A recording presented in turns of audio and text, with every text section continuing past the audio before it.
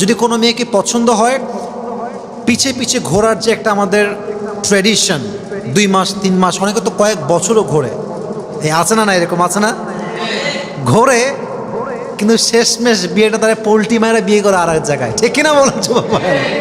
এতে আমও যায় ছালাও যায়। তা আমার কথা হচ্ছে যে ভাই, যদি পছন্দ হয়ে যায় স্ট্রেট ফরওয়ার্ড কথা বলতে হবে যে আপনাকে আমার পছন্দ, বাপের নাম্বারটা দেন। এখন যদি মেয়ের বয়ফ্রেন্ড থাকে, ও জীবনে আপনাকে বাপের নাম্বার দিবে না, কারণ ও ওখানে প্রমিসড, ওখানে সে অ্যাটাচড, ওখানে সে এনগেজড মনে মনে আর কি। আজকে আমরা আলোচনা করব দ্য বায়োগ্রাফি অফ আলী রাদিয়াল্লাহু তাআলা আনহু। কতটা বীর বাহাদুর ছিলেন তিনি, তার জীবনটা কেমন ছিল, তার লাইফস্টাইল কেমন ছিল, তিনি তার লাইফকে কেমন করে লিড করেছেন, তিনি কতটা শক্তিশালী বাহাদুর ছিলেন, তার জীবন থেকে আমাদের শিক্ষা কি আছে, করণীয় কি আছে, আমরা আজকে জানার চেষ্টা করব। সকলেই বলেন ইনশাআল্লাহ। তার নাম হচ্ছে আলী রাদিয়াল্লাহু তাআলা আনহু। তার উপাধি হচ্ছে আবু তুরাব। আবু তুরাব মানে হচ্ছে মাটির পিতা।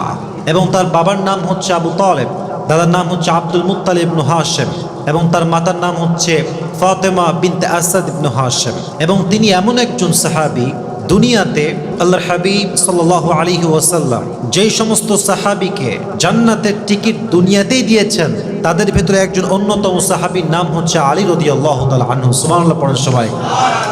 জান্নাতের সুসংবাদ প্রাপ্ত একজন সাহাবীর নাম হচ্ছে আলী রাদিয়াল্লাহু তাআলা আনহু। এবং ওনার সবচাইতে বড় পরিচয় হচ্ছে উনি নবীজির একমাত্র আদরের মেয়ে, কলিজার টুকরা ফাতেমার জামাই। সুবহানাল্লাহ পড়বেন না? এবং তার বংশ থেকে 2টি সন্তানের খোঁজ আমরা পাই, যারা হচ্ছেন আল হাসান ওয়াল হুসাইন। তারা 2জন হচ্ছেন সাইয়্যিদা শাবাবি আহলিল জান্নাহ। তার সন্তান হাসান এবং হুসাইন 2জন জান্নাতের সমস্ত যুবকদের সর্দার হবে। পড়েন সুবহানাল্লাহ। তবে সাহাবায়ে কেরামদের মাঝে রাগী সাহাবীর নাম হচ্ছে ওমর ফারুক রাদিয়াল্লাহু তাআলা আনহু, যিনি অনেক বেশি রাগী ছিলেন, অনেক বেশি তার ক্রোধ ছিল, গরম ছিল অনেক বেশি। তবে সাহাবায়ে কেরামদের মাঝে যাকে বলা হয় সিংহ, বাঘ, আসাদুল্লাহি আল গালিব, আল্লাহর সিংহ, সবচেয়ে বীর বাহাদুর শক্তিশালী, তার নাম হচ্ছে শেরে খোদা আসাদুল্লাহি আল গালিব আলী রাদিয়াল্লাহু তাআলা আনহু। সুবহানাল্লাহ পড়েন সবাই। তার বাহাদুরি কত বেশি, তার শক্তি, তার ভেতরের যে অসম্ভব পাওয়ার, এটা কত বেশি, এটা বোঝার জন্য আমরা কিছু ঘটনা জানার চেষ্টা করব। সকলে বলেন ইনশাআল্লাহ। উহুদের যুদ্ধের পরে, বদরের যুদ্ধের পরে আল্লাহ তাআলা মুসলিমদেরকে বিজয় দান করলেন। মুসলিমদের অবস্থান খুবই শক্ত হয়ে গেল। মুসলমানদের আর্থিক অবস্থা, শক্তির দিক থেকে, রাষ্ট্রের দিক থেকে, ক্ষমতার দিক থেকে মুসলমানরা সবচেয়ে উঁচু শিখরে পৌঁছে গেল। পক্ষান্তরে কাফেরদের পরাজয় হওয়ার কারণে কাফেররা পিছিয়ে পড়ল, কাফেররা দুর্বল হয়ে পড়ল। তো কাফেরদের তো ভেতরে জ্বালা আর যন্ত্রণা, মুসলমানদের অগ্রগতি কেমনে আটকে দেওয়া যায়, এ র্যাপিড গ্রোথ, তারা এটা সহ্য করতে পারছিল না যে কেমনে সহ্য করব আমরা, আমাদের শক্তি, আমাদের ক্ষমতা মুসলিমদের আজকে বিজয় হওয়ার কারণে সব শেষ হয়ে গেছে। এবার তারা they started to make new plan, সুন্দর করে একদম সকলে বসে শুরু করলো মুসলমানদের বিরুদ্ধে ষড়যন্ত্র করা, কেমনে মুসলমানদেরকে আবার দমিয়ে দেওয়া যায়।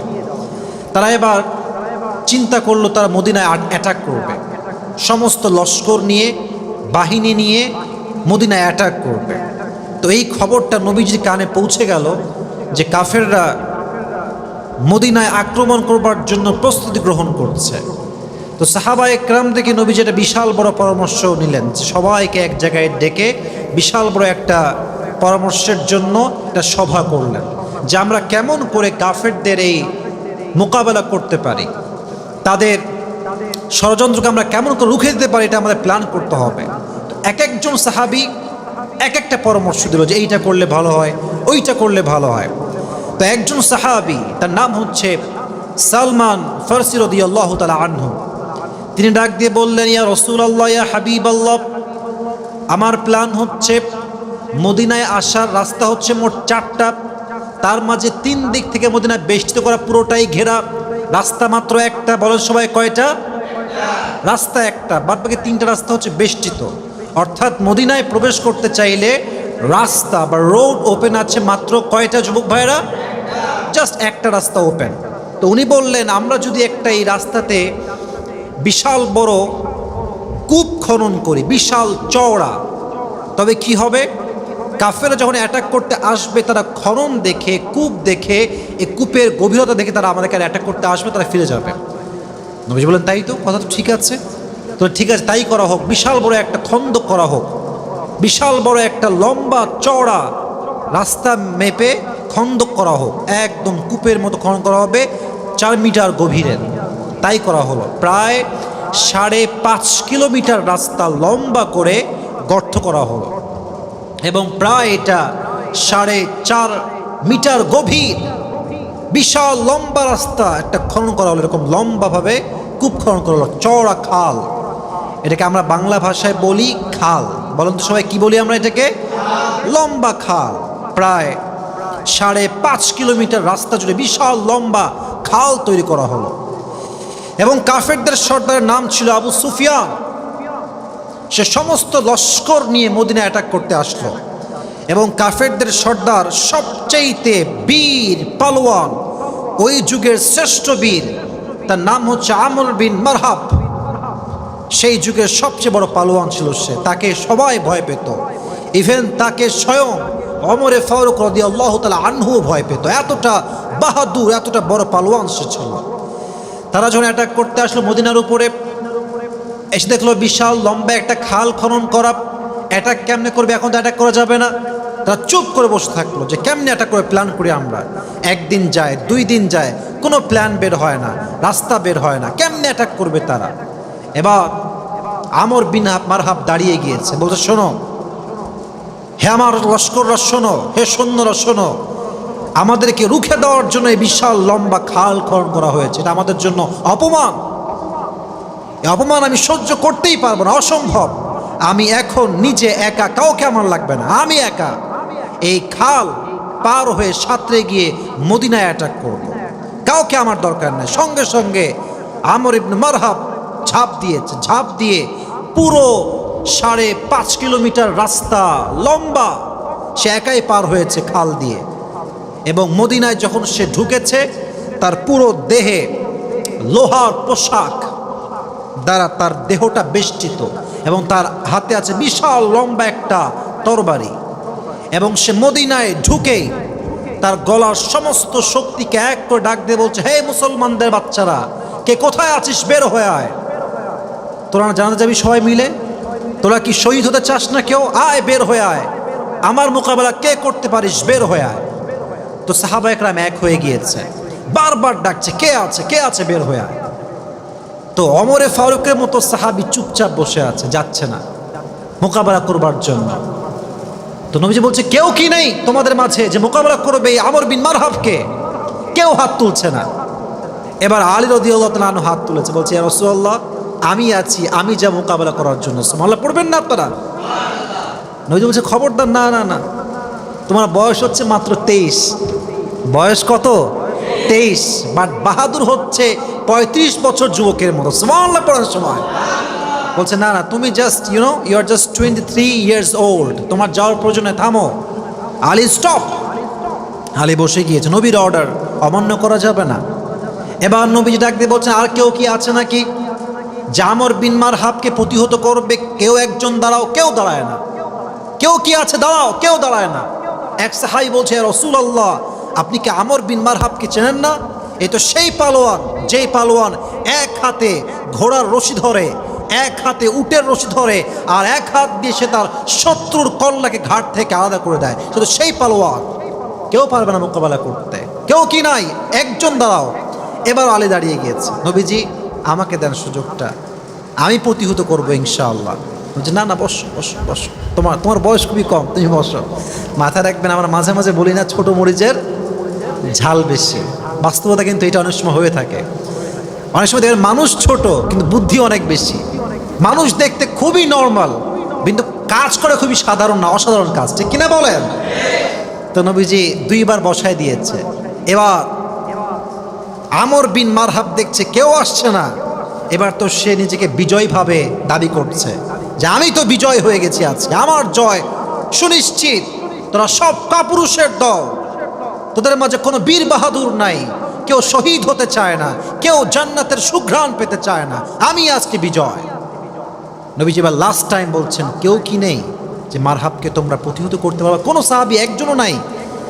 এবার শেষমেশ আবারও আলী রাদিয়াল্লাহু আনহু হাত তুলছে, নবীজি আমি আছি, আমি যাবো ইনশাআল্লাহ। তো যখন তার হাতে তরবারি ছিল, সেই তরবারির নাম হচ্ছে জুলফিকার। বললেন যাও তুমি গিয়ে প্রতিহত করো, দেখো আমরা দেখবো যে তুমি কেমন ভাবে তাকে মোকাবেলা করছো। এবার আলী তার সামনে আসছে মারহাবের। মারহাব বলছে, মান্নাংতা তুমি কে? বলছে আনা আলী, আমার নাম হচ্ছে আলী। আলী? আলী বিন আব্দুল মুত্তালিব?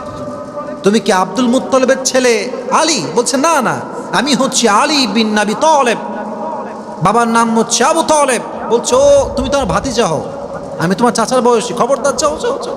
এই ছোট্ট মানুষটি মেরে আমি কি করব? আমার তো একটা ব্যক্তিত্ব আছে, তোমাকে মারা আমার শোভায় পায় না, যাও যাও যাও যাও। বড় কাউকে পাঠাও, বড় পালোয়ানকে পাঠাও, যার সঙ্গে যুদ্ধ করা আমার জন্য শোভা পায় আর ব্যক্তিত্বের সঙ্গে যায়। আরে বলছে, তুমি কাকে কি বলছো? তুমি কি আমাকে চেনো? আমি হচ্ছি সেই বাহাদুর যাকে আল্লাহ তাআলা সমস্ত কাফেরদের জন্য সিংহ করে পাঠিয়েছে। সুবহানাল্লাহ পড়েন। আমর বিন মারহাব তাও ধৈর্য আছে, বলছে না ভাই, তোমাকে আমি মারবো না, তুমি আমার ভাতিজা হও, চলে যাও এখান থেকে, তোমার সাথে আমার কোনো মারামারি নাই। কিন্তু আলী যায় না, আলী বলছে আমি যুদ্ধ করেই ছাড়বো। এবার আমর বিন মারহাব বলছে, তুমি কি তোমার সন্তানকে ইয়াতীম বানাতে চাও? তুমি কি তোমার মায়ের বুককে খালি করতে চাও? তুমি কি তোমার বউকে বিধবা বানাতে চাও? আলী আলী বলছে, তুমি কাকে ভয় দেখাও? তোমার এই কথায় ভয় পাবে কাফের এবং মুশরিকরা। যার হৃদয়ে কালেমা আছে সে তোমার মতো কাফের কথায় ভয় পাবে না, ঠিক কিনা বলে? এবার আমর বিন মারহাব বলছে, তাই নাকি? তাহলে চলো, লেটস প্লে টুগেদার, খেলা হবে তোমার সাথে আমার, দেখা যাক কে পারে। তো আমর বিন মারহাব বলছে, আসো তুমি আমাকে অ্যাটাক করো আগে, আমার উপরে তুমি আগে তরবারি চালাও। তো আলী বলছে, ইসলাম আমাকে এটা শিক্ষা দেয় না, ইসলাম শিক্ষায় ডিফেন্স। কেউ তোমাকে আক্রমণ করলে তুমি তাকে আক্রমণ করবা, আমি একবারই আক্রমণ করতে পারবো না, তুমি আমাকে আগে অ্যাটাক করো। এবার আমর বিন মারহাব তার তরবারির সমস্ত শক্তিকে এক করে উঁচুতে উঠে আলীর ঠিক ঘাড় বরাবর তার তরবারি দিয়ে আঘাত করেছে। আর আলী রাদিয়াল্লাহু তাআলা আনহু তার সমস্ত রণকৌশল দিয়ে, যুদ্ধের কৌশল দিয়ে, মোকাবেলার কৌশল দিয়ে, তার ঢাল দিয়ে তার তরবারির আঘাতকে তিনি প্রতিহত করেছেন। সুবহানাল্লাহ পড়বেন না আপনারা? এবার আমর বিন মারহাব বলছে, এবার তোমার পালা আলী, এবার তোমার আঘাতের পালা, এবার তুমি আমাকে আঘাত করো। হাদিসে আসছে আলী রাদিয়াল্লাহু তাআলা আনহু তার জুলফিকার দিয়ে আঘাত করেছেন, একটা আঘাত এতটা উঁচুতে গিয়ে এতটা শক্তি দিয়ে তিনি করেছেন। আমর বিন মারহাবের পুরো দেহ ছিল লোহা দ্বারা বেষ্টিত, পোশাক ছিল লোহা, এবং তার হাতে ছিল বিশাল গোল একটা লোহার ঢালা। যখন সে আঘাত করেছে, আলীর আঘাত এতটা শক্তিশালী ছিল, হাদিসে আসছে আমর বিন মারহাবের ঢাল কেটে, তার পোশাকের লোহার অংশ কেটে তার ঘাড় মাথা সব এক কোপে আলাদা হয়ে গিয়েছে। সুবহানাল্লাহ পড়েন। ছোট মরিচের ঝাঁজ বেশি যুবক ভাইয়ারা, এক কোপে আমর বিন মারহাবকে বিচ্ছিন্ন করে দিয়েছে একেবারে। এবার নবীজি বলছেন, তুমি শুধু আলী নও, তুমি হচ্ছে আসাদুল্লাহি আল গালিব, তুমি হচ্ছে আল্লাহর সিংহ, তুমি হচ্ছে আল্লাহর বাঘ। সুবহানাল্লাহ। আরও তো কথা বাকি আছে। যখন তিনি মেরে ফেলেছেন তাকে, কল্লা একদম আলাদা করে দিয়েছে একেবারে ঘাট থেকে, এবং মারার পরে তার বুকের উপরে পা তুলছে আলী। আমর বিন মারহাবের বুকের উপরে পা তুলে বলছে, এই কাফের, এই মুশরিক, তুই কাকে ভয় দেখাস? তুই কার সঙ্গে লড়তে চাস? তুই তো পূজারি হচ্ছিস মূর্তির, আর আমি কোনো মূর্তির পূজারি নই, আমি হচ্ছে রব্বে কাবা মুহাম্মদের পূজারি। আমি সুবহানাল্লাহ পড়েন সবাই। আমি সেই নবীর পূজারি, আমি তো সে আল্লাহর গোলাম, আমি তোকে ভয় কেন করবো? আমি তাহলে বোঝা গেল তার শক্তি, তার বাহাদুরি কম ছিল না বেশি? যুবক ভাই বলেন সবাই আপনারা, অনেক বেশি। আল্লাহ আমাদের সবাইকে এরকম বীর পালোয়ান হয়ে থাকার তৌফিক দান করুক। সকলেই পড়া আমিন। আমার তো মনে হয় আমাদের এই পুরো পৃথিবীতে প্রত্যেকটা দেশে মুসলমানরা আজকে নির্যাতিত, নিষ্পেষিত, মার খায়, শেষ অধপতনের দ্বার প্রান্তে আমরা পৌঁছে গিয়েছি। আমাদের সংখ্যা অনেক বেশি, বাট ইমান অনেক কম। প্রায় আমি বলি আমাদের কোয়ালিটি দরকার, কোয়ান্টিটি দরকার আমাদের খুবই কম। আমাদের সংখ্যা হয়ে গেছে বেশি, কোয়ালিটি হয়ে গেছে কম। আলীর মতো যদি কয়েকজন সাহাবী আজকে দুনিয়ায় থাকতো, একজন হলে পুরো বিশ্বে ইসলামের রাজ কায়েম হয়ে যেত, ঠিক কিনা বলে? এরকম সাহস লাগবে, শক্তি লাগবে যুবক ভাইয়ারা। আল্লাহ আমাদের সবাইকে কোন বীর পালোয়ান হওয়ার, বীর শক্তিশালী হওয়ার তৌফিক দান করুন। সকলেই পড়া আমিন। এবার আসেন আলী রাদিয়াল্লাহু তাআলা আনহুর ইনসাফ কত বেশি ছিল, তার আদল কত সুন্দর ছিল। ওনার তরবারি ছিল খুব দামি তরবারি। প্রত্যেকটা রাজার, প্রত্যেকটা প্রধানমন্ত্রীর স্পেশাল তরবারি থাকতো সে সময়। তো এটা একসময় হারিয়ে যায়। তো উনি খোঁজার জন্য বের হয়ে দেখছেন যে সেই তরবারিটা একজন লোক বাজারে বিক্রি করছে। ভালো করে বুঝবেন, এটা একটা শিক্ষা আছে যে ইনসাফ কাকে বলে, ইনসাফ ন্যায়পরায়ণতা কাকে বলে। তো উনি দৌড় দিয়ে বলেন, এই ভাই আপনি কেন বিক্রি করছেন এই তরবারিটা? তো আমার তরবারি। আর যে বিক্রি করছিল সে হচ্ছে মুসলমান নয়, সে একজন ইহুদি। তো ইহুদি বলল যে কি বলছেন আপনি, এইটা তো আমার তরবারি। বাট তরবারি তো ইহুদির নয়, এটা হচ্ছে কার তরবারি যুবক ভাইয়েরা? আলী রাদিয়াল্লাহু তাআলা তরবারি এইটা। তো উনি বলছেন যে তাহলে চলো আমরা বিচার দায়ের করি, দেখা যাক কার তরবারি এটা দাঁড়ায়। তো সেই সময়ে বিচার দায়ের করা হলো আদালতে। যখন জজ বললেন, বিচারক বললেন যে তরবারিটা আসলে কার, আলী কিন্তু সেই সময় প্রধানমন্ত্রী, মানে আমাদের দেশের প্রধানমন্ত্রী যেমন শেখ হাসিনা, তৎকালীন সময়ে সেই যুগের প্রধানমন্ত্রী কে? আলী রাদিয়াল্লাহু তাআলা আনহু। তো উনি বিচার দায়ের করেছেন জজ কোর্টে যে এটা আমার, আর ইহুদি বলছে এটা আমার। তো বিচারপতি বলছেন যে আচ্ছা এটা যে আপনার তরবারি, এটার সাক্ষী কে আছে? তো উনি বলছেন সাক্ষী আছে আমার ছেলে হাসান, আর এক সাক্ষী হচ্ছে আমার গোলাম অমক। দুজনকে নিয়ে আসছে, সাক্ষী দিয়েছে। তখন বিচারপতি বলছেন যে আমার পক্ষে সম্ভব নয় এই তরবারি আপনাকে দেওয়া, কারণ মাথায় রাখবেন ইসলামের নিয়ম হচ্ছে বাবার পক্ষে ছেলের সাক্ষী এবং মালিকের পক্ষে গোলামের সাক্ষী ইসলামে গ্রহণযোগ্য নয়। মনে করেন সাহেব বাজারে মারামারি লাগছে রাজশাহীতে, আমার পক্ষের লোক, আমার ড্রাইভার, আমার সহকারী, আমার যারা সবাই, আমি ভুল করলে বলবে না না ভাই কোনো ভুল করে নাই, আমার পক্ষের লোক। তার মানে বোঝা যায় কি আপন লোকরা পক্ষে সাক্ষী দিবে, এটা খুবই সাধারণ ব্যাপার। তো ইসলামের নিয়ম হচ্ছে বাবার পক্ষে ছেলের সাক্ষী, মালিকের পক্ষে গোলামের সাক্ষী, এটা ইসলামে কবুল নয়, গ্রহণযোগ্য নয়। তো আলী বলছে যেহেতু আপনি কথা ঠিকই বলেছেন, তবে ছোট্ট একটা কথা আমি আপনাকে বলবো। আচ্ছা হাসান তো হচ্ছে এমন একজন ছেলে যার ব্যাপার নবীজি নিজেই বলেছেন তিনি জান্নাতের সমস্ত যুবকদের সর্দার হবে, আপনি কি তার কথা বিশ্বাস করেন না? সুবহানাল্লাহ পড়বেন না আপনারা সবাই? বলছে আমি তো বিশ্বাস করি, বাট আমার বিশ্বাস আর ইসলামের নিয়ম তো এক হতে পারে না। আমার ইসলাম আমাকে এটাই শিক্ষা দিয়েছে যে বাবার পক্ষে সন্তানের সাক্ষী কবুল হবে না। এবার আলী বললেন আপনার কথা আমার সুন্দর পছন্দ হয়েছে, কারণ আপনি ইনসাফ কায়েম করতে গিয়ে রাজা বাদশা দেখেন নাই, যার পক্ষের রায় ইসলাম আপনাকে দিয়েছে আপনি তাকেই রায় দিয়েছেন। সুবহানাল্লাহ পড়েন। কিন্তু ইহুদি সে তো জানে যে তরবারি তো এটা আমার না, এটা তোমার তরবারি।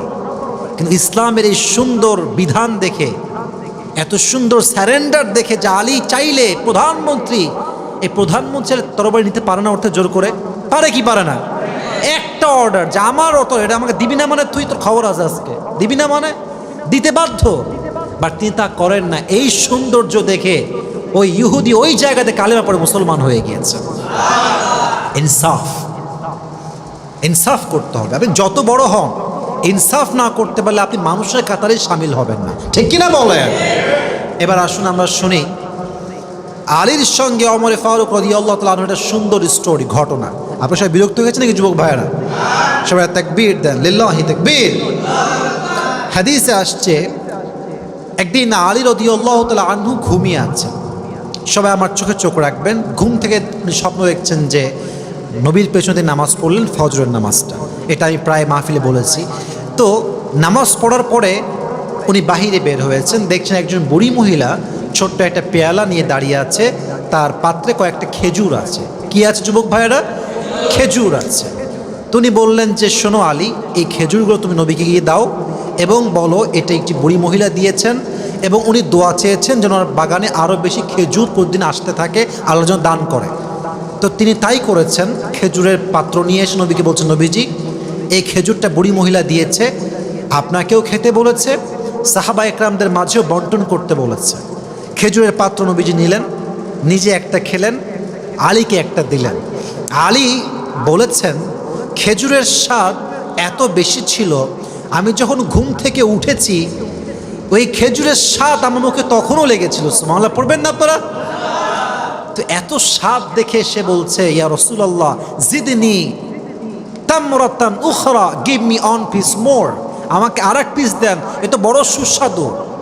এ কথা বলেই ঘুম ভেঙে গেছে, নবীজি তাকে একটা কিছু দেয় নাই। তো তখন তিনি ঘুম থেকে উঠে আবার গিয়েছেন মসজিদে নববীতে নামাজ পড়বার জন্য। তো নবী তো ওয়াফাত করেছেন, নবী তো মৃত্যুবরণ হয়ে গিয়েছে, নবী তো দুনিয়াতে চলে গেছে, ইন্তেকাল হয়ে গিয়েছে, ওয়াফাত হয়ে গিয়েছে। তো নবীজির জায়গায় মুসল্লা দাঁড়িয়ে আছেন ওমর ফারুক রাদিয়াল্লাহু তাআলা আনহু। এবার তিনি গিয়ে ফজরের নামাজ পড়েছেন, নামাজ পড়েই মাসনুন দোয়াগুলো পড়তে পড়তে বের হচ্ছেন। যখনই বের হয়েছেন দেখছেন স্বপ্নে যেমন দেখেছেন ঠিক তেমনভাবেই একজন বৃদ্ধা মহিলা বাহিরে দাঁড়িয়ে আছে। দেখি তার হাতে একটা পাত্রও আছে, খেজুরও আছে। উনি অবাক হলেন, কিরে স্বপ্নে দেখলাম এইটা সঙ্গে সঙ্গে মিলে গেল, যা দেখলাম তাই হয়ে গেল। এবার তিনি পাত্র নিয়ে আসছেন নবীজির কাছে, রাসূলুল্লাহ না, নবীর কাছে না, অমরের কাছে। ইয়া অমর, অমক বুড়ি এই খেজুরগুলো দিয়েছে, আপনাকে খেতে বলেছে, সাহাবা একরামদের মাঝে বন্টন করতে বলেছে। এবার ওমর ফারুক রাদিয়াল্লাহু তাআলা আনহু খেজুরের টুকরাটা নিয়ে নিজে একটু খেলেন, আলীকে একটু দিলেন, এত স্বাদ। এবার আলী বললেন, ইয়া ওমর জিদনি তামরাতান উখরা, এত স্বাদ এইটা, আমাকে আর এক টুকরা দেন খেজুর, আমার খুব ভালো লাগতেছে খাইতে। এবার ওমর ফারুক বলছে, ইয়া আলী লাউ আন্না রাসূলুল্লাহি সাল্লাল্লাহু আলাইহি ওয়াসাল্লাম যাদাত লাজিদনা, যদি আল্লাহর হাবিব তোমাকে এক টুকরা বাড়ায় দিত তাহলে আমি ওমর তোমাকে আজকে এক টুকরা খেজুর বাড়ায় দিতাম। সুবহানাল্লাহ পড়বেন না আপনারা? এবার আলী তো অবাক, বলছে, ইয়া ওমর ইয়া খলিফাতুল মুসলিমিন আহিয়া রুইয়া আম গায়বুন ইত্তালা'তা আলাইহা, আপনি গায়েব জানেন নাকি, নাকি আপনাকে স্বপ্নে বলা হয়েছে, আপনি জানেন কেমনে যে আমাকে নবীজি খেজুর আর বেশি বাড়ায় দেন নাই? তখন তিনি বললেন, একটা উত্তর দিলেন যে ঈমান, আমাদের হৃদয় ঈমান, বলেন তো সবাই, আছে না নাই? শুনে না, জোরে বলেন, আছে না নাই? উনি বললেন, ওয়ালাকিন, যখনই কোনো বান্দা তার ঈমানের নূর দ্বারা নূরান্বিত হয়ে যায় তখন সে ইয়ারা বিনুরিল্লাহ, তখন সে আল্লাহর নূর দিয়েই সব কিছু দেখতে পায়। সুবহানাল্লাহ পড়বেন না আপনারা? আমি কোনো গায়েবও জানি না, আমি কোনো স্বপ্নও দেখি নাই, বাট আমার ঈমানের নূরই আমাকে খবরটা দিয়েছে। সুবহানাল্লাহ পড়েন সবাই। তাহলে বোঝা গেল যেই বন্ধুর মাঝে ঈমান আছে, যেই বন্ধুর মাঝে তাকওয়া আছে, আল্লাহর ভয় আছে, সেই বন্ধুর সঙ্গে বন্ধুত্ব করার দরকার। যুবক ভাইরা, আছে না নাই? আল্লাহ আমাদের সবাইকে এমন বন্ধু চুজ করার তৌফিক দান করুক। সকলেই আমরা পড়ছি আমিন। এবার আসুন আমরা পারিবারিক জীবনে যাওয়ার চেষ্টা করি। আলী রাদিয়াল্লাহু তাআলা আনহু পারিবারিক জীবনটা কেমন ছিল, এটা শেষ হলে আমাদের ওয়াজটা আজকে শেষ হয়ে যাবে, তবে একটু লম্বা হবে। আমি চাই আপনারা মনোযোগ দিয়ে শোনেন, আদবের সাথে ভদ্রতার সাথে শুনবেন। সবাই তাকবীর দেন, লিল্লাহি তাকবীর। আর একটা তাকবীর দেন, লিল্লাহি তাকবীর। আচ্ছা, আমি প্রশ্ন করছি, সবাই উত্তর দিবেন। বলেন তো সবাই, আলী রাদিয়াল্লাহু তাআলা আনহুর স্ত্রীর নাম কি ছিল? কি বলবেন তো সবাই দেখি যুবক ভাইয়েরা? ফাতেমা। বলেন তো সবাই, নাম ছিল কি? ফাতেমা রাদিয়াল্লাহু তাআলা আনহা। বিয়েটা কেমনে হয় একদম শর্টকাটে বলছি, প্রেসাইজলি বলছি। ফাতেমার বিয়ের বয়স যখন হয়ে যায়, সর্বপ্রথম ফাতেমাকে বিয়ে করার জন্য কয়েকজন সাহাবী প্রস্তাব নিয়ে আসেন বিয়ে করার জন্য। তার মাঝে একজন ছিল ওমর ফারুক রাদিয়াল্লাহু তাআলা আনহু। এসে বলছেন, ইয়া রাসূলুল্লাহ, ইয়া হাবিবাল্লাহ, আমি আপনার মেয়েকে বিয়ে করতে চাই, আমি আপনার মেয়েকে স্ত্রী হিসেবে কবুল করতে চাই, আপনার মতামত জানতে চাই। নবীজি মাথাকে নিচু করলেন, কোনো জবাব দিলেন না, একদম চুপচাপ। ইয়েসও বললেন না, নো বললেন না, ইয়েস না নো, চুপচাপ। এরকম তিনজন সাহাবী আসছেন, সবার ক্ষেত্রে নবীজির মাথা নিচু ছিল, চুপচাপ, no answer, no reply, no জবাব, কোনো উত্তর নাই। তো তিনজন বুঝে গিয়েছে যে আমাদের প্রপোজাল ইটস নট অ্যাকসেপ্টেড, এটা গ্রহণযোগ্য হয় নাই, এটা নবীজি কবুল করেন নাই। তো অনেক লম্বা ঘটনা, জাস্ট প্রেসাইজলি বলছি। আলী রাদিয়াল্লাহু তাআলা আনহুর একজন বন্ধু ছিল, তার নাম হচ্ছে Abdur Rahman bin Auf, the biggest business magnate in Arabic world. সবচাইতে ধনী, সবচেয়ে বড় ব্যবসায়ী নাম হচ্ছে আব্দুর রহমান বিন আউফ, যার সম্পত্তি যদি আমি দেশের হিসাব করি, বাংলাদেশের হিসাব করি, কয়েক হাজার ডলারের, কয়েক হাজার টাকার মালিক সে ছিল। সুবহানাল্লাহ পড়বেন না আপনারা সবাই? সে হচ্ছে আব্দুর রহমান বিন আউফ। তাও বলছে, আলী, সবাই তো রিজেক্ট খাইছে, কারো বিয়ে তো নবীজি কবুল করলেন না, প্রস্তাব তো কবুল করলেন না, তুমি যাও। তোমার মধ্যে একটা গুণ আছে, তুমি খুব ভালো ছেলে, কোয়ালিফাইড ছেলে, আমার বিশ্বাস তোমার প্রস্তাবটা নবীজি ফিরিয়ে দিবেন না, যাও প্রস্তাব দাও। তো বন্ধুর থেকে মোটিভেট হয়ে আলী এবার নবীর কাছে আসছে, এসে বলছে, ইয়া রাসূলুল্লাহ, ইয়া হাবিবাল্লাহ। অনেক লম্বা, আবারও বলছি, প্রেসাইজলি বলছি, আপনার মেয়েকে আমি বিয়ে করতে চাই, সোজা সাপটা কথা। নবীজি আগেও বলেছেন, যখনই কোনো প্রস্তাব, নবীজি কোনো কথা নাই, চুপচাপ, একদম মাথা নিচের দিকে। বাট আলী যখন বলছে আপনার মেয়েকে আমি বিয়ে করতে চাই, নবীজি আবার একটা জবাব দিয়েছেন, জবাবটা হচ্ছে ইনশাআল্লাহ। বলেন সবাই, কি বলেছে?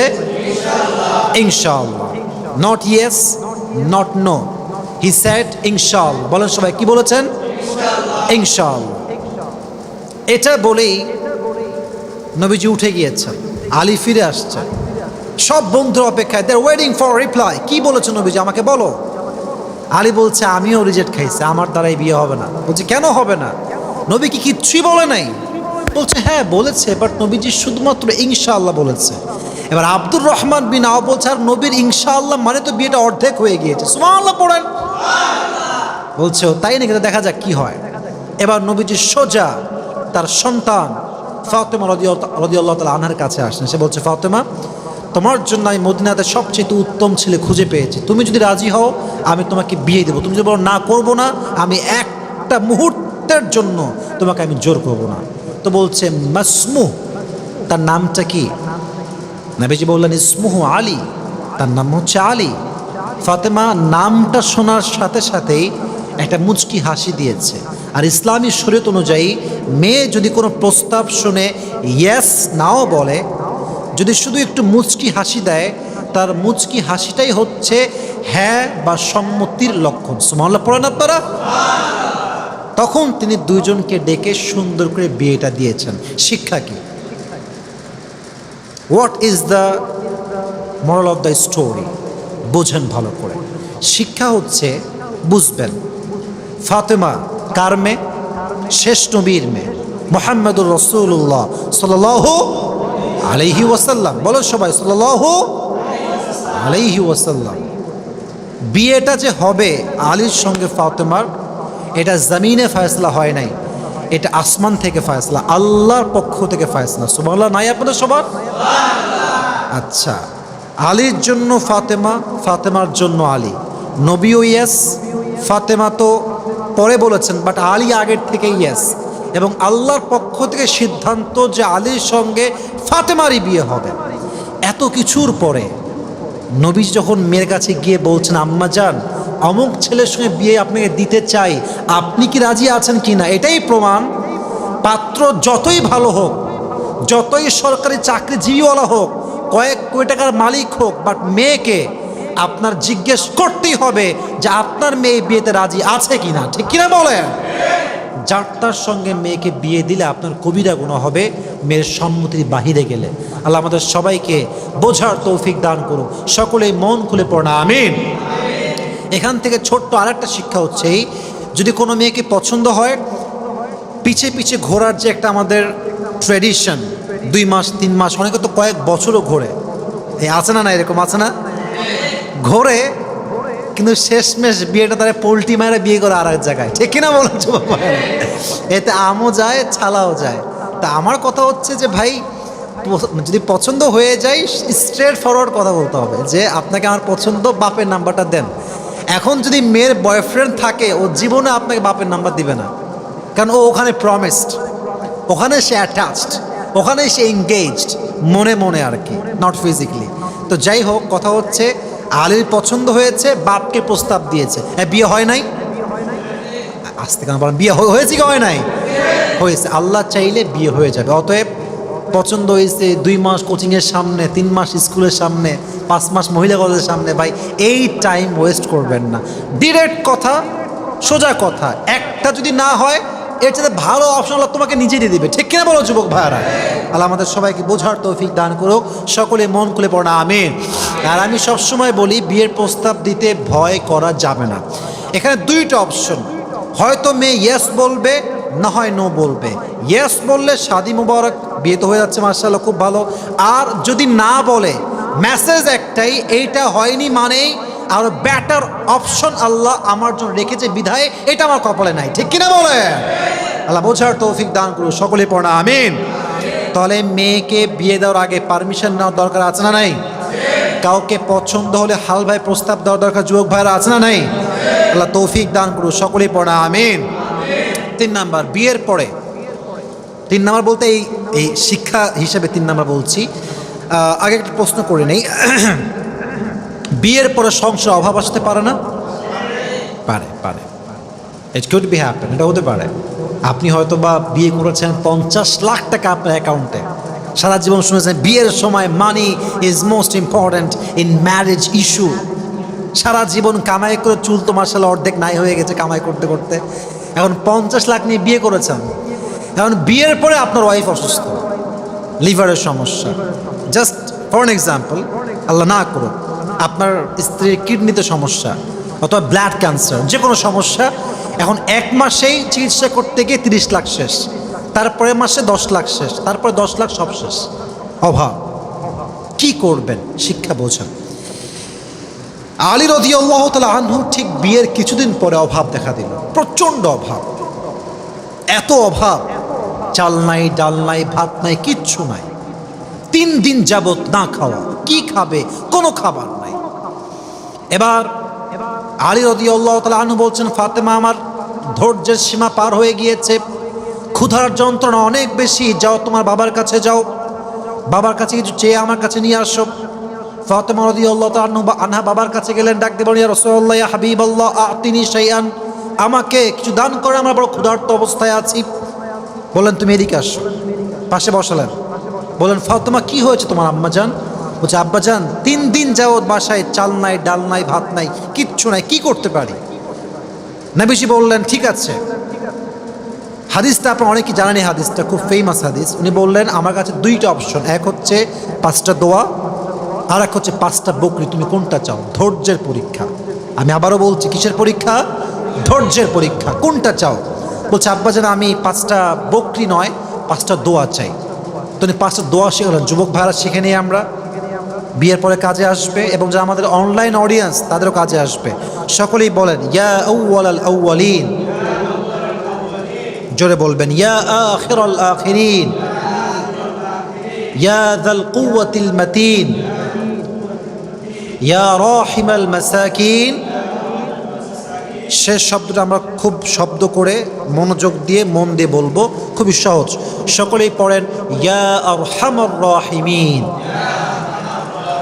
এই 5 শব্দের দোয়া যেই বান্দা অভাবে, হতাশায়, কষ্টে, একদম যখন বেহাল দশা, টাকা পয়সা নাই, খাবার দাবার নাই, এই অবস্থায় যে 5 শব্দের দোয়া পড়বে, আল্লাহ তার সংসারের সমস্ত অভাবকে দূর করে দিবে। সুবহানাল্লাহ পড়েন সবাই। উনি কাম ব্যাক করলেন বাসাতে। আলী বললেন ফাতেমা তোমার হাত তো খালি, কিছু নিয়ে আসুন যে তোমার হাতে? ভাত কই, খাবার কই, ডাল কই, চাল কই, কিছু নাই তো তোমার হাতে। বলছে আলী আছে, যাহাবতু লিদ-দুনিয়া ওয়া জিতু বিল আখিরা, আমি দুনিয়া চাওয়ার জন্য গিয়েছিলাম, বাট আমার প্রিয় নবী আমাকে 2 হাত ভরে আখিরাত দিয়ে ফেরত পাঠাচ্ছে। সুবহানাল্লাহ পড়বেন না আপনারা? বাট মাথায় রাখবেন, পেট খালি থাকলে মাথায় কিছু কাজ করে না। এবার আলী বলছে আমি এসব শুনতে পাবো না, আমি এবার যাচ্ছি নিজেই খাবার আনতে। উনি গিয়েছেন। এবার নবী দেখছেন জামাই চলে আসছে আমার কাছে, অবস্থা খুবই খারাপ। জামাই এদিকে আসছো, আবারও পরীক্ষা, আবার ধৈর্যের পরীক্ষা। কি হয়েছে? বলছে তোমাকে আমি খাবার দিব, আমার কোনো আপত্তি নেই, আমার কাছে 5000 বকরি আছে এবং 5টা দোয়া আছে, তুমি কোনটা নিতে চাও? আল্লাহর শেখানো দোয়া নাকি 5000 বকরি? আলী বুঝে গিয়েছে আমার ধৈর্যের পরীক্ষা চলছে।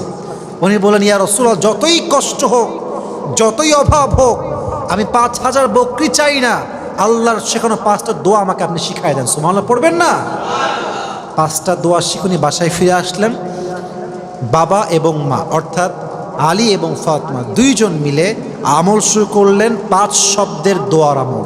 দোয়া, সবর, ধৈর্য, নামাজ, এই 3টা মিলিয়ে জীবন শুরু করলেন।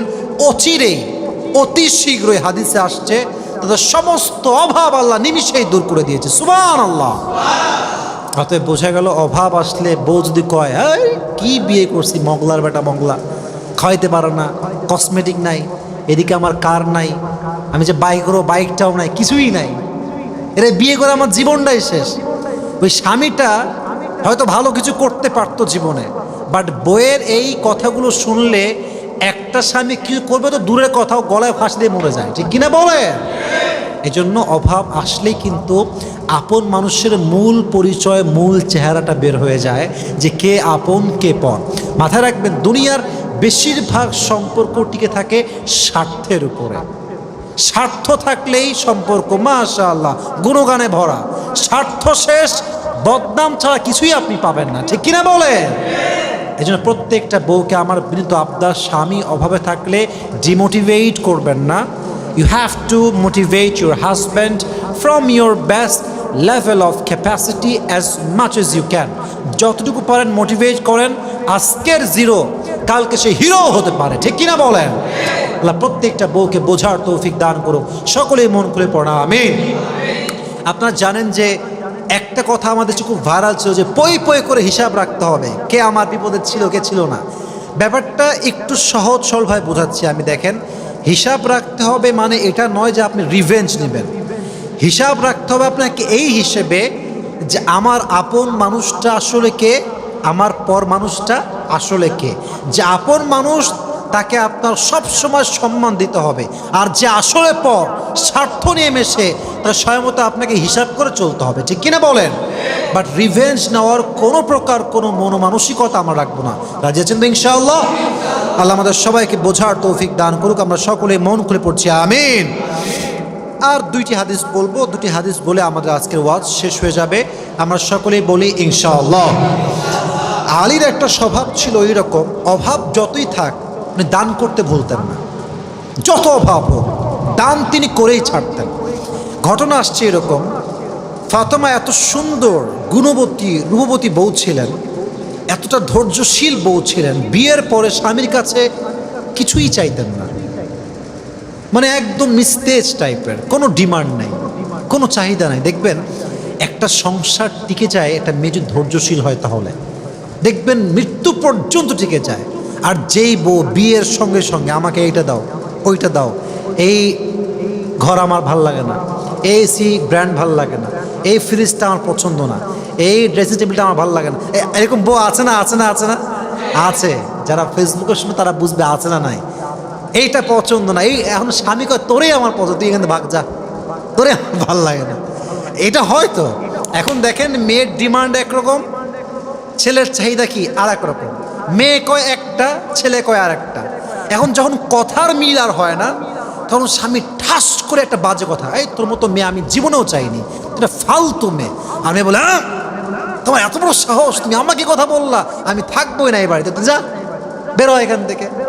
এখন সে বের হয়ে গেল, এই যে সম্পর্কের ফাটল শুরু হয়ে গেল। এটা একটা পর্যায়ে কি হয়, ডিভোর্সের পর্যায়ে গড়িয়ে যায়, ঠিক কিনা বলেন? আমি মনে করি আমার এটা মানে ব্যক্তিগত একটা মতামত, এটা আমার লাইফের একটা রিয়েলাইজেশন। সেটা হচ্ছে যে অবশ্যই প্রত্যেকটা স্ত্রীর উচিত স্বামীর অবস্থান বুঝে ডিমান্ড করা। কথা কি আমার বোঝা যায় যুবক ভাইরা? এখানে কেউ ম্যারিড কেউ আনম্যারিড ডাজন্ট ম্যাটার, কথাগুলো বুঝলেই সারলো, কথা বুঝলেই সারলো। বইয়ের উচিত আমার স্বামীর অবস্থান কি। মনে করেন কথা বুঝবেন আপনি, আমি একটু এক্সাম্পল দিচ্ছি, তো আমার এটা অনলাইনে যাবে, অনেকে শুনবে। আমার স্বামী বেতন হচ্ছে মাত্র 50,000। কত হাজার? আরও কম হতে পারে, কিন্তু আমি জাস্ট মোটামুটি লেভেলে বললাম। এখন বউ যদি কয় আমার ফ্ল্যাট লাগবে, ওই ফ্ল্যাট যে ফ্ল্যাটের ভাড়াই হচ্ছে 80,000 টাকা, স্বামীকে প্রোভাইড করতে পারবে? আচ্ছা একটা কেন, আচ্ছা আপনার স্বামীর পুরো বছরে সমস্ত কিছু মেনটেন করে তার সেভিং থাকে মাত্র 2 লাখ টাকা, নাও থাকতে পারে, বেশিও হতে পারে, জাস্ট এক্সাম্পল দিচ্ছি। এখন আপনার ডিমান্ড হচ্ছে তুমি এই বছরে যা পাবা গুছায় গাছায় আমার জন্য আশেপাশে যাওয়ার জন্য একটা সুন্দর গাড়ি কিনে দিবা। আচ্ছা বলেন তো ভাই, 2 লাখ টাকায় কোনো ভালো কার কি পাওয়া যায়? যায় না। তো এই যে বইয়ের ডিমান্ড আউট অফ এক্সপেকটেশন, একদম একদম লিমিট ছাড়া, এটার দ্বারা কি হয়, স্বামী তার বউকে আর সামলাইতে পারে না। 1 মাস 2 মাস যায়, পরে গিয়ে একটা সুন্দর সাজানো গোছানো সংসার নিমিষেই ধ্বংস হয়ে যায়, ঠিক কিনা বলে? তো ফাতেমা কিছু চাইতেন না, একদম চুপ, চাই না। ইভেন হাদিসের ভাষ্যটা হচ্ছে এরকম যে আলী এতটা বিরক্ত যে আমার বউ চায় না কেন রে। কথা কি বোঝা যায় যুবক ভাইরা? মানে স্বামী বিরক্ত কেন, চায় না কেন? একটা তো চাইবে কিছু। আর আমাদের দেশে বিরক্ত আমরা কেন, এত চাই কেন রে, এত কেন চাই তোর? বাবা রে বাবা, তুই 3 বেলা খাবি, মাঝে মাঝে তোকে পার্কে ঘোরাবো, বাস, আর কি লাগে? এত চাই কেন? আমাদের অভিযোগ হচ্ছে এরকম। বাট ফাতেমার কাছে আলীর অভিযোগ কি, তুমি চাও না কেন রে ভাই, বলো কি চাই তোমার? তো দেখেন, মানে যদিও আমি খুব ইমোশন দিয়ে বলছি, বাট আমার কথা কি অবাস্তব না বাস্তব যুবক ভাইরা বলেন? তো ফাতেমা বলছে যে, ফাতেমা ভাবছে কি চাওয়া যায়, কি চাবো? এখন বলতেছে তুমি না চাইলে তোমাকে আমি ছাড়বো না, তোমাকে চাওয়াই লাগবে আজকে। তো বলছে ঠিক আছে, আমার চাওয়া হচ্ছে তুমি আমার জন্য একটা ডালিম কিনে নিয়ে আসবে। সুবহানাল্লাহ পড়বেন না আপনারা? আর আমাদের দেশের মেয়েরা, তুমি আমার জন্য iPhone 15 নিয়ে আসবা, সামনে বের হবে আগস্ট মাসে। কথা ঠিক কিনা বলেন যুবক ভাইয়েরা? আর সুযোগ পাইলে আর ছাড়বে না, না পারে যে দুনিয়ার সবই চেয়ে বসে। স্বামী আসতে বলে ছাড় দেওয়া আমার আর যাবে না। তো যাই হোক, মজা করছি। তো উনি বললেন ডালিম নিয়ে আসো। ঠিক আছে, ডালিম আনতে গেছেন। ডালিম আনতে যাওয়ার পরে যখন ডালিমটা নিয়ে কাম ব্যাক করবেন বাসার দিকে, ইন দ্য মিন টাইম একজন অসহায় গরিব দুঃখী আসছে, বলছে আলী ডালিমটা আমাকে দাও, আমি খুব অভাবে আছি, খুব কষ্টে আছি। ওই মুহূর্তে এতটা দানের হাত বড় তার, কোনো দিক না তাকিয়ে সঙ্গে সঙ্গে ডালিমটা আল্লাহর রাস্তায় দান করে দিয়েছে। সুবহানাল্লাহ পড়েন সবাই। ডালিমটা দান করার পরে হুঁশে আসছে, কিরে কি করলাম? বাড়িতে আসার পরে গেট যখন নক করবে তখন দান করে ফেললাম, বউ তো ডালিম চাইছিল, এখন টাকাও নাই পকেটে, আবার ডালিম কিনতে যাবে।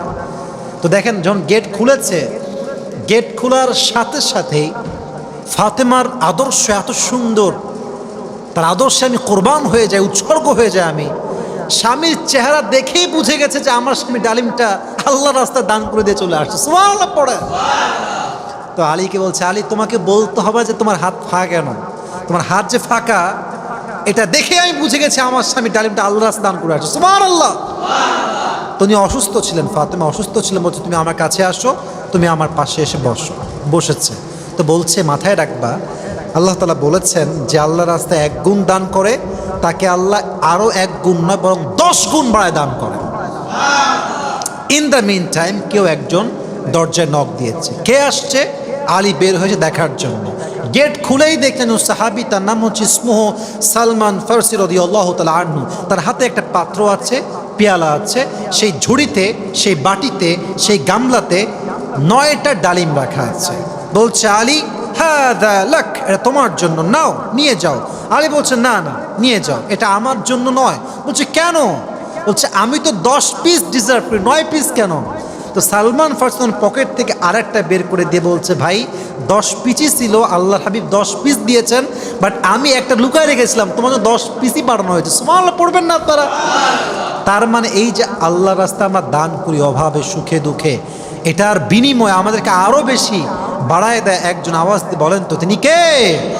অতএব আমরা সুখে দুঃখে দান করব একজনের রাস্তায়, আওয়াজ দিয়ে বলেন তো তিনি কে? হ্যাঁ, 10 টাকা আছে 1 টাকা দেন, 100 আছে 5 টাকা দেন, সামর্থ্য যতটুকু আছে দেন, but don't stop, never stop, থেমে যাবেন না। যতটুকু পারা যায় আল্লাহ রাস্তায় আমরা দান করার চেষ্টা করব। সকলেই বলেন ইনশাআল্লাহ। আল্লাহ আমাদের সবাইকে প্রত্যেকটি কথা অনুযায়ী আমল করার তৌফিক দান করুক। সকলেই পড়া আমিন। এবার আমরা শেষ কথা শুনবো, ওয়াফাত, ওনার মৃত্যু কিভাবে হয়েছে, কত সালে হয়েছে। 661 সালের 26 জানুয়ারি, 661 সালের 26 জানুয়ারি ইরাকে অবস্থিত কুফার শাহী মসজিদে ওনাকে একজন প্রখ্যাত খুনি এবং জঘন্যতম নিকৃষ্টতম ব্যক্তি সে তরবারিতে বিষ মিশিয়ে এমনভাবে আলীকে আঘাত করে যে আলী রাদিয়াল্লাহু আঘাত যখন আঘাত পান প্রথম দিন এবং দ্বিতীয় দিন বেঁচে ছিলেন।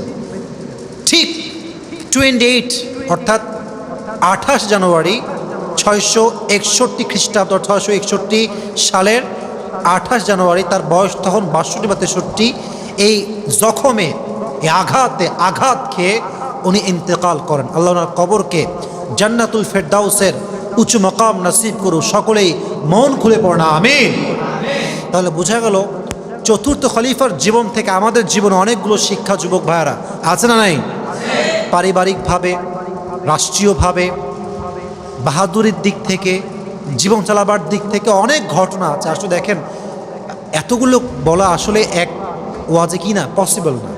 আমার সাধ্যে যা কোলায় যতটুকু কোলায় বলা ট্রাই করেছে। আল্লাহ আমাদের সবাইকে যতটুকু শিক্ষা আমরা জানতে পেরেছি প্রত্যেকটা শিক্ষা অনুযায়ী আমাদের সবাইকে আমল করার তৌফিক দান করুক। আমরা সকলেই মন খুলে পড়ছি আমিন।